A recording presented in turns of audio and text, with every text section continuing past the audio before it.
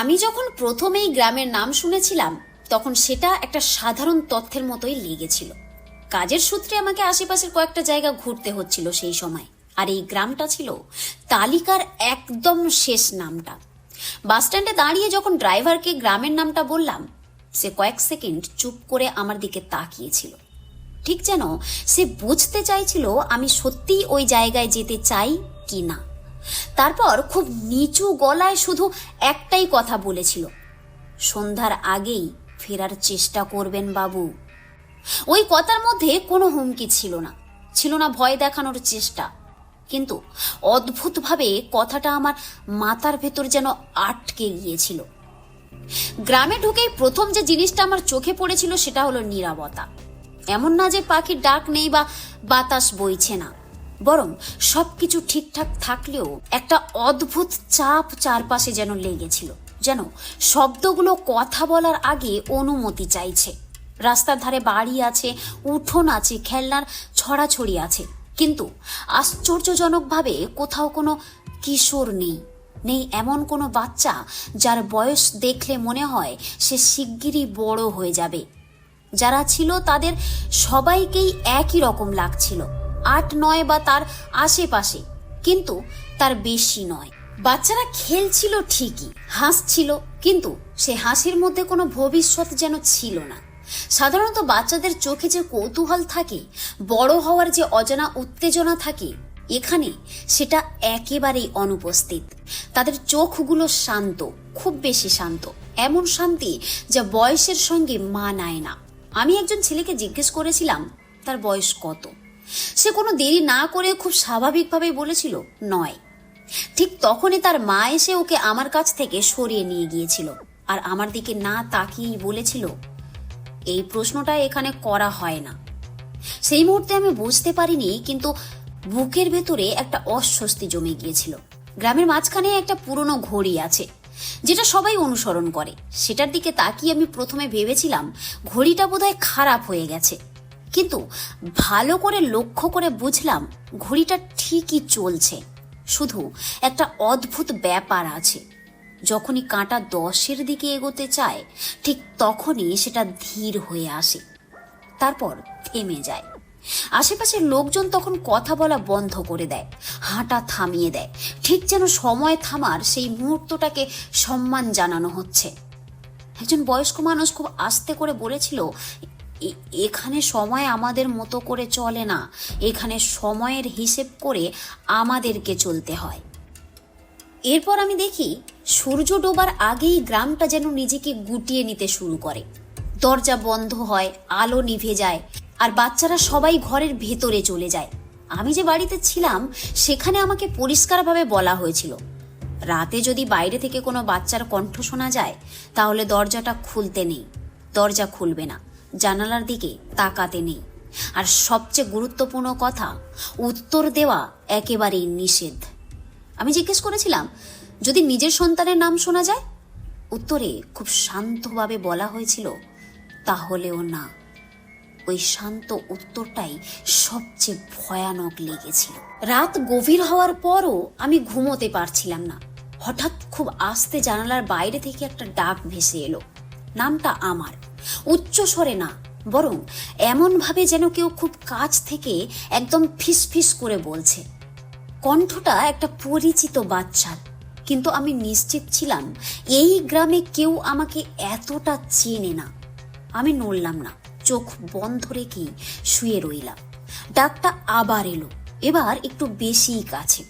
সেই মুহূর্তে আমার মাথার ভেতর একটাই প্রশ্ন ঘুরছিল, এই গ্রামে বাচ্চারা কেন কখনো ১০ পেরোয় না?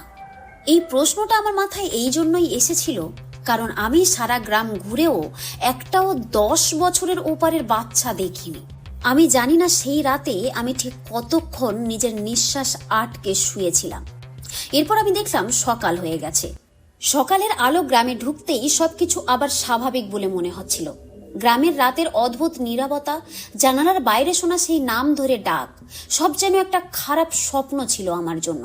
উঠোনে বাচ্চারা আবার খেলছিল, হাঁস মুরগি ঘুরে বেড়াচ্ছিল, আর গ্রামের লোকজন নিজেদের কাজে ব্যস্ত। কিন্তু আমি লক্ষ্য করলাম একটা জিনিস একেবারেই বদলায়নি। বাচ্চাগুলোর বয়স। যাদের গতকাল দেখেছিলাম 8 বা 9 বছরের, আজও তারা ঠিক তেমনই। কারো মুখেই একদিনের বড় হওয়ার সেই ছাপটুকু নেই, যেন সময়টা এখানে এসে একদম থমকে দাঁড়িয়ে গেছে। দিনের আলোতে আরো পরিষ্কারভাবে বুঝতে পারছিলাম ব্যাপারটা, যে ছেলেটাকে গতকাল মাঠে দেখেছিলাম আজ আবার তাকে অন্য জায়গায় দেখলাম। একই জামা, একই উচ্চতা, একই চোখের দৃষ্টি। আমি আমার কাজের সূত্রে অনেক গ্রামে ঘুরেছি, আর তাতে যতটা আমি জানি, সাধারণত গ্রামে এমনটা একদমই হয় না। বাচ্চারা দ্রুত বদলায়, মুখে নতুন অভ্যাস আসে, কথাবার্তায় নতুন শব্দ ঢুকে পড়ে। কিন্তু এখানে যেন সবাই একটা নির্দিষ্ট মুহূর্তে আটকে আছে। আমার ভেতরের অস্বস্তিটা আরো ঘন হয়ে উঠছিল, কিন্তু আশ্চর্যজনকভাবে গ্রামের কেউই এই বিষয়টা নিয়ে কথা বলতে চাইছিল না। আমি যার সাথে কথা বলতে যাচ্ছিলাম, সবাই যেন আমাকে এড়িয়ে যাচ্ছে। দুপুরের দিকে আমি গ্রামের এক কোণে বসে থাকা এক বৃদ্ধ মানুষকে দেখতে পেলাম। তার চোখে ছিল এমন একটা ক্লান্তি যা বয়সের নয়, বরং অনেক কিছু দেখার পরে জমে থাকার। আমি তার পাশে বসে খুব সাবধানে জিজ্ঞেস করলাম, এই গ্রামে বাচ্চাদের নিয়ে সবাই এত চুপ কেন? তিনি অনেকক্ষণ কিছু বললেন না, শুধুই সামনে তাকিয়ে রইলেন। তারপর খুব ধীরে বললেন, কারণ আমরা জানি কথা বললেই হিসেব বদলে যায়।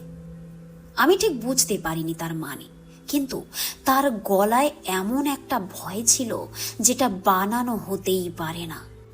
বৃদ্ধ লোকটা আমাকে গ্রামের ঘড়িটার কাছে নিয়ে গেল। দিনের আলোতেও ঘড়িটা ঠিক আগের মতোই আচরণ করছিল। কাঁটা এগোচ্ছিল, কিন্তু 10-এর কাছাকাছি এলেই গতি কমে যাচ্ছিল।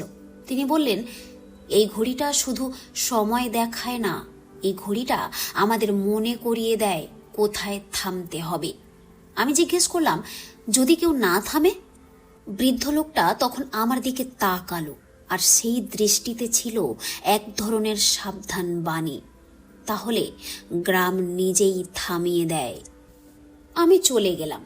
সন্ধ্যা নামার আগেই বাড়ির মানুষজন আমাকে সাবধান করে দিল, আজ রাতটা নাকি আগের রাতের থেকে আলাদা হবে, কারণ আজ গ্রামের কিছু বাচ্চার সময় কাছাকাছি এসে গেছে। এই কথাটা তারা এমনভাবে বলল যেন এটা কোনো সাধারণ ব্যাপার। আমি জিজ্ঞেস করলাম, সময় মানে কি? উত্তরে শুধু বলা হলো, যখন বয়স আর হিসেব মিলতে চায় না। কথাগুলো শুনে আমার বুকের ভেতর অদ্ভুত একটা চাপ তৈরি হচ্ছিল, কিন্তু আমি কিচ্ছু বললাম না। রাত গভীর হলে গ্রাম আবার নিঃশব্দ হয়ে গেল। দরজা জানালা বন্ধ, আলো নিভে, শুধু দূরে কোথাও ঝিঝি পোকার আওয়াজ। আমি বিছানায় শুয়েছিলাম, চোখ বন্ধ করে, আগের রাতের মতোই নিঃশ্বাস নিয়ন্ত্রণ করে। ঠিক তখনই আবার সেই পরিচিত শব্দ, আমার নাম। এবার কণ্ঠটা আরো পরিষ্কার, আরো কাছে, শুধু জানালার বাইরে নয়, যেন ঘরের ভেতরেই। আমি নড়লাম না, কারণ আমি শুনেছিলাম এখানে উত্তর দেওয়াটা সবচেয়ে বড় ভুল। হঠাৎ আমি অনুভব করলাম ঘরের ভেতরে হালকা একটা নড়াচড়া হচ্ছে, যেন কেউ খুব আস্তে আস্তে হাঁটছে, মেঝেতে পা ফেলছে, কিন্তু শব্দ না করার চেষ্টা করছে। আমার চোখ বন্ধই ছিল, কিন্তু অদ্ভুতভাবে মনে হচ্ছিল যদি চোখ খুলি তাহলে এমন কিছু দেখব যেটা ভুলে থাকা সম্ভব হবে না। বাইরে থেকে আবার বাচ্চার কণ্ঠ এলো। এবার শুধু আমার নাম নয়, বরং একটা অনুরোধের মতো, একটু দেখবেন, একটু দেখবেন। সেই মুহূর্তে আমি বুঝে গিয়েছিলাম এই গ্রামের বাচ্চারা কেন কখনো 10-এ পৌঁছয় না। এরপর দেখি সকাল হয়ে গেছে। সকালের আলো ফুটলেও গ্রামটার ভেতর একটা অদ্ভুত ভারী ভাব রয়ে গেল। আগের দিনের তুলনায় আজ আরো কম বাচ্চা চোখে পড়ছিল, আর যাদের দেখা যাচ্ছিল তারা সবাই চুপচাপ, যেন কেউ অদৃশ্যভাবে তাদের কিছু মনে করিয়ে দিয়েছে। আমি খেয়াল করলাম গত রাতে যে ছেলেটার ব্যাপারে কথা সবাই ফিসফিস করে বলছিল, আজ তার নাম কেউ নিচ্ছে না, আর সে এখানে নেই। তার বাড়ির দরজাটাও বন্ধ, উঠোনে কোনো শব্দ নেই। গ্রামে যেন নিয়ম আছে যে একবার তালিকা থেকে মুছে যায় তার অস্তিত্ব নেই, আর তাকে নিয়ে কোনো কথা বলাও হয় না। আমি আবার সেই বৃদ্ধ লোকটার কাছে গেলাম। আজ তার মুখ আরো ক্লান্ত, চোখ আরো ভারী। তিনি বুঝে গিয়েছিলেন আমি উত্তর চাইতেই এসেছি। অনেকক্ষণ চুপ করে থাকার পর তিনি বললেন, এই গ্রামটা আসলে কাউকে শাস্তি দেয় না, কাউকে আটকেও রাখে না। এই গ্রামটা শুধু একটা জিনিস চায়, সবকিছু যেন একই রকম থাকে। তিনি বললেন, যেদিন কোনো শিশু বদলাতে চায়, যেদিন তার চোখে বড় হওয়ার ভাব আসে, সেদিনই গ্রাম বুঝে যায় এই বাচ্চা আর এখানকার নয়। আমি জানতে চাইলাম, 10 বছর মানেই কেন শেষ?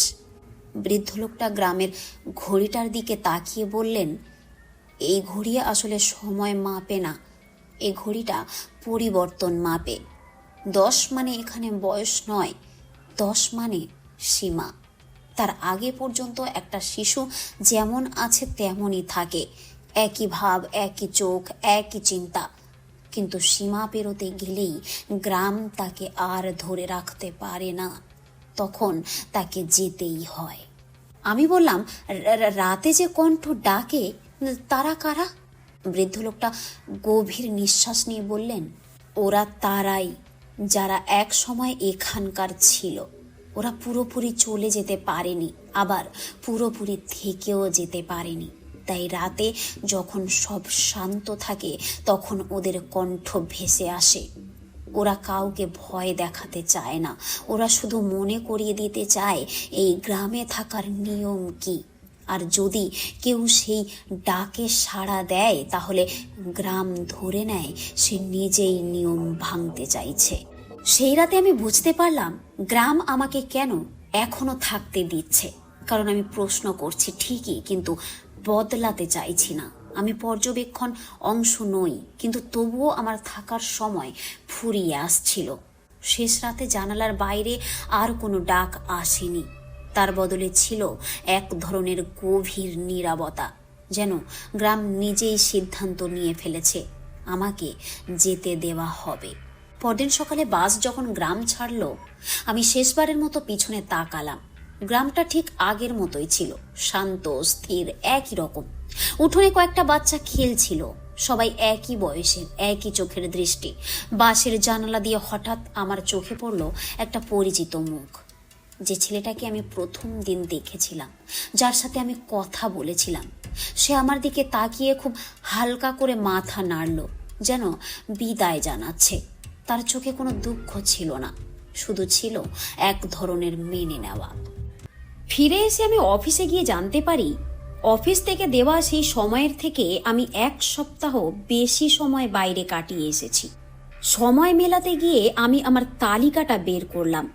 অদ্ভুত ব্যাপার হলো, সেই তালিকাতে লাস্টে লেখা ওই গ্রামটার নাম এখন দেখা যাচ্ছে না। আমি খুব আশ্চর্য হই। আমি পরিষ্কার নামটা দেখেছিলাম, আমি সেখানে এতদিন থেকেও আসলাম। অফিস থেকে জানানো হয় আমাকে নাকি তারা প্রত্যেকদিন কল করেও কলে পায়নি, অথচ আমার ফোনটা অনই ছিল। আমার কাছে যেন সব কিছু গুলিয়ে যাচ্ছে। আমি কিচ্ছু বুঝে উঠতে পারছি না এটা আমার সাথে কি হচ্ছে। এরপর এই সমস্ত প্রশ্নগুলো মাথায় নিয়ে আমি পাগলের মতো ভাবতে শুরু করলাম, কিন্তু কোনো মতেই কোথাও থেকে কোনো উত্তর পেলাম না। তারপর আমিও সেই ছোট্ট বাচ্চা ছেলেটির মতো এটাকে মেনে নিলাম। আর এই কথাগুলো আমি কখনো কাউকে বলতে পারিনি। তো বন্ধুরা, যদি তোমাদের সাথেও এরকম কোনো ঘটনা ঘটে থাকে আমাদের সাথে শেয়ার করতে ভুলবে না। ভিডিওটি ভালো লেগে থাকলে লাইক, চ্যানেলটিকে সাবস্ক্রাইব করে পাশে থাকবেন। মিলছি পরের ভিডিওতে অন্য একটি রোমাঞ্চকর ভূতের রহস্যময় গল্প নিয়ে। ধন্যবাদ।